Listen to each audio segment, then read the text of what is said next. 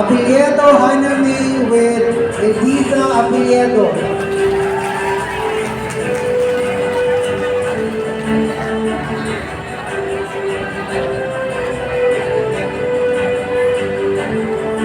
Are you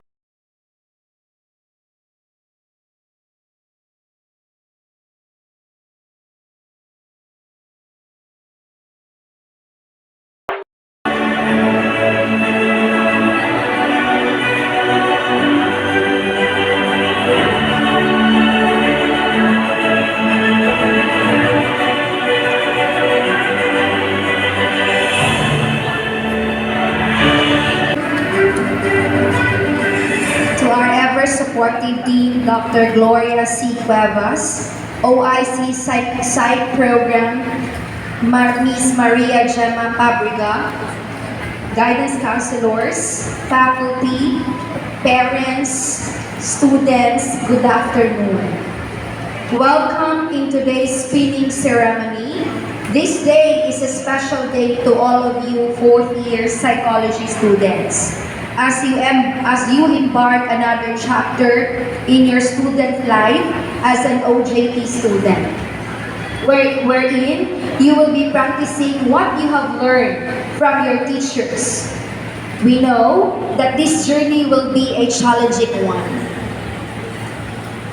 So I encourage all of you, so take the challenge and always believe that you can.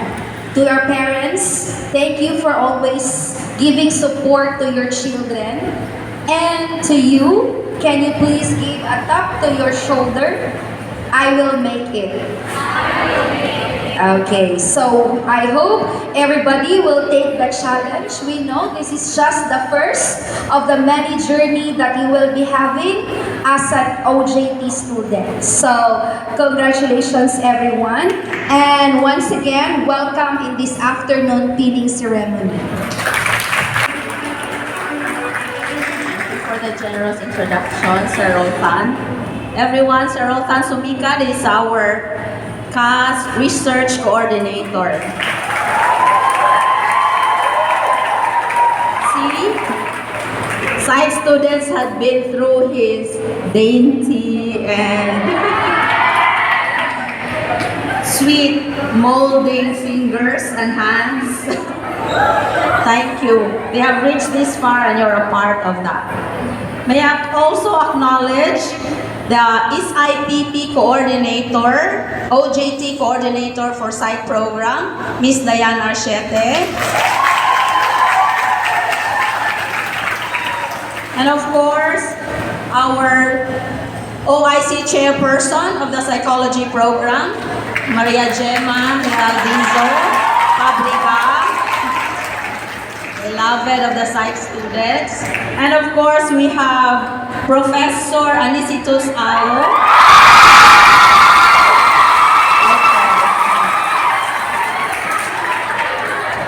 We're just so pleased to share this moment with you, sir.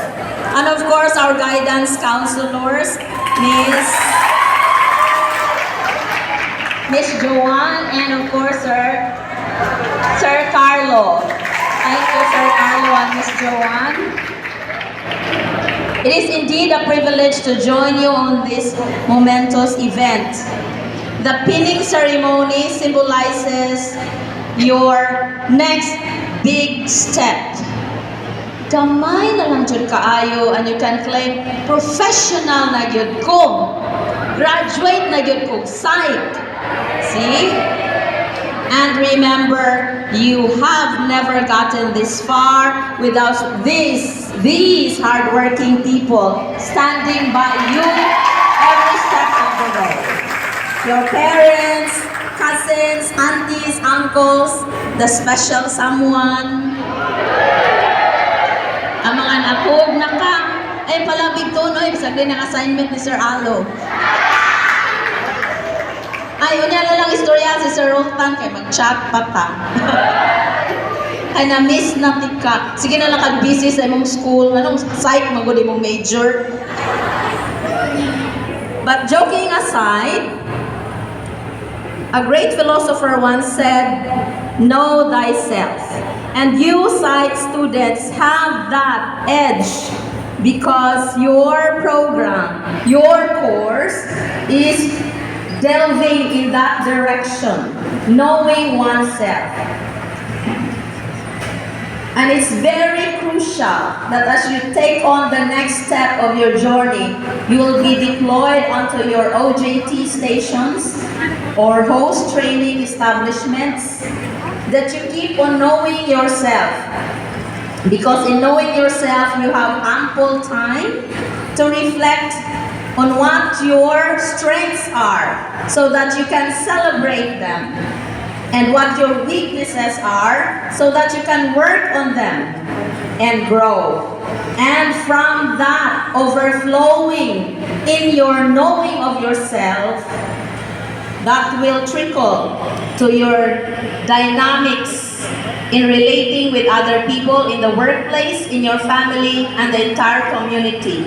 Little did you know that you are part of nation building. And it's a privilege for us teachers here and guidance counselors, and most importantly, your parents. Ay bawal ng tag-asa na sila ng rinda, ng loan, ng overtime.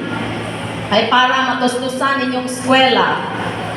And even mag-OJT na mo, mas daghan na dyan nun ang pin, ang uniform, ang sapatos, ang akong bag, kay mo match dyan siya, kay mo ito na akong office. See? And extra expenses, more than just the usual tuition fee and the day-to-day of your pamasahe and snacks. All that you are doing in yourself will always trickle to the way you deal with people, and that's your field. There were instances when I am saddened to hear that there were psychology graduates, not just from UC, but even from other institutions. Na psych graduate na gani, graduate siya, wa siya ka-process yung kaugalingon nga self. Siya na may nooy nang inahanglan og psychologist or psychiatrist. So I hope and I pray that none of you will be going in that direction. You always take on the path of lifelong learning, and lifelong learning requires first and foremost that we start with ourselves so that we can have a positive influence on the people around us. Never be ashamed of lapses. Never be ashamed of admitting your weaknesses so that you can work on them. Never be embarrassed to admit that somehow along the way of life's journey you made mistakes, and there were things that you are not even that open to discuss about, but still deep inside you, you are learning and you take that learning to heart. As you embark on the deployment process with Ms. Dayan and your chairperson, as you join the industries where you are going to be doing your 600 hours, is that 600 hours? 300 hours of OJT.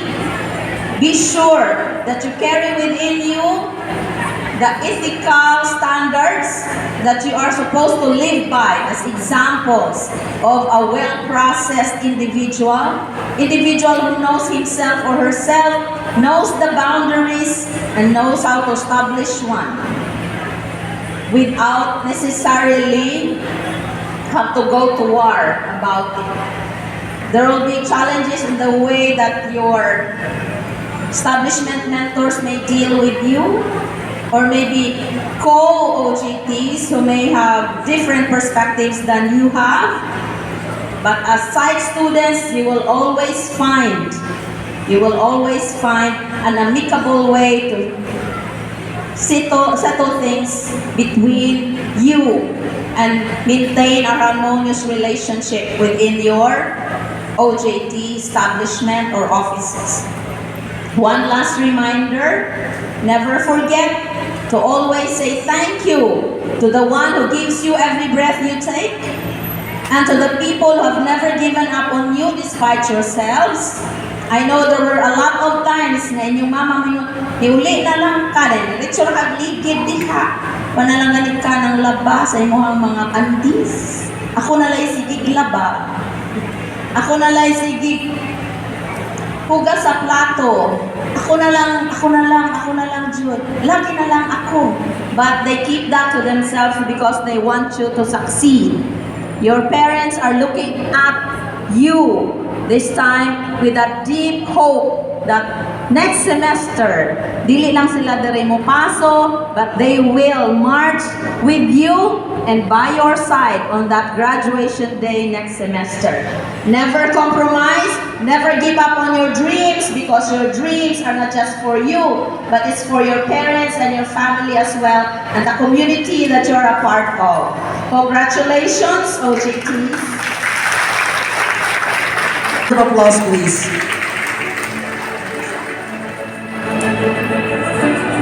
To the ever-dynamic Dean of the College of Arts and Sciences, Dr. Gloria Cuevas, to our very supportive chairpersons, Dr. Romel Guimarangan, the chair of AB English and BPA program, Dr. Jovan Pacaldo, to our psychology instructors, Professor Dayan Archete, Professor Anisito Salo, and Professor Ruftan Subican, and of course to our guidance counselors. To the students, to the ever-supportive parents, guardians, friends, loved ones, and of course, our fourth-year psychology interns. Good afternoon, everyone. We are gathered here today to witness the pinning ceremony of our dear psychology interns. Why is it important for us to celebrate this pinning ceremony? The pinning ceremony is a significant event for psychology interns as it marks a pivotal moment in their professional journey. It is acknowledges their successful completion of rigorous training, bridging the gap between theoretical knowledge and practical application. This event instills a sense of accomplishment and confidence in interns, boosting their morale as they transition into the workforce in educational setting. This event will also serve as a formal introduction to the psychology community, allowing interns to establish connections with the mentors and fellow interns. It will also serve as a reminder of their professional identity and commitment to ethical practice. This pinning ceremony is a meaningful event for you because it marks a significant milestone in your education and professional development. It is a symbolic rite of passage that marks the transition from students to interns. It is a time for you to reflect, celebrate, and recognize the hard work and dedication that have brought you to this moment. Holding a pinning ceremony is also a time for you to celebrate your accomplishments, reflect on the challenges and opportunities, and be inspired to make a difference in the world. This can help you build morale and motivation and create a sense of community. A while ago, during the processional, some of you might have felt nervous, anxious, excited, or emotional, thinking about starting a new journey towards your hopes and dreams. As mentioned by Ms. Dayan a while ago, tap yourself and say, I can do this. This time, you will tap the person beside you and say, I'm so proud of you for reaching this far. Layo pa ka pero layo na ka. Can you do that to the person beside you? Again, I'm so proud of you for reaching this far. Layo pa ka pero layo na ka. Okay. As you are being pinned by your parents, guardians, friends, and loved ones, remember that this is the first step in your journey towards your future endeavors. Once again, congratulations to the fourth-year psychology major. God bless on your internship journey. Now, we will now open the pinning ceremony 2023. Antoinette with Josephine Abalia.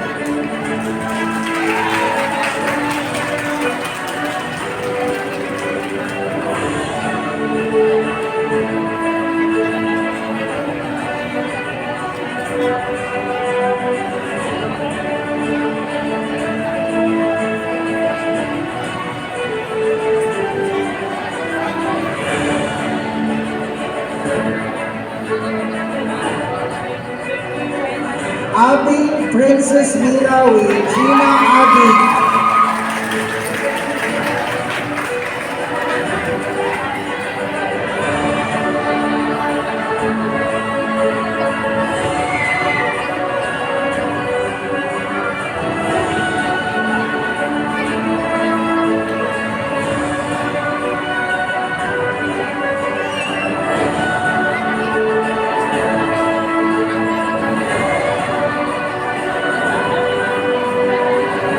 Amante Dress with Mercedita Amante.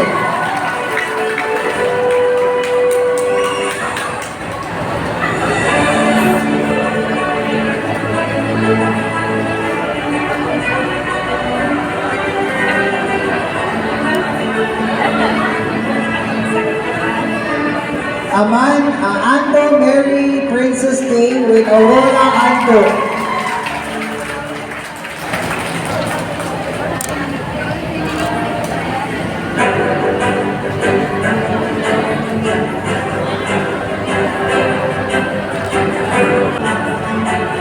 Apelyedo Hanami with Edita Apelyedo.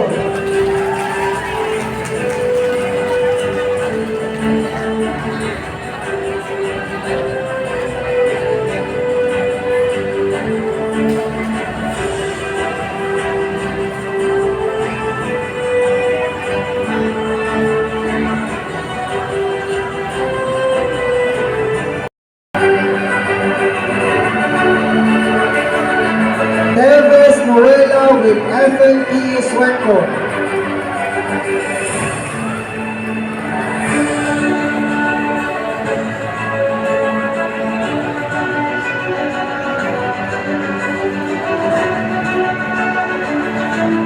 Tabaudos Marcy Angelique with Nacario Tabaudos.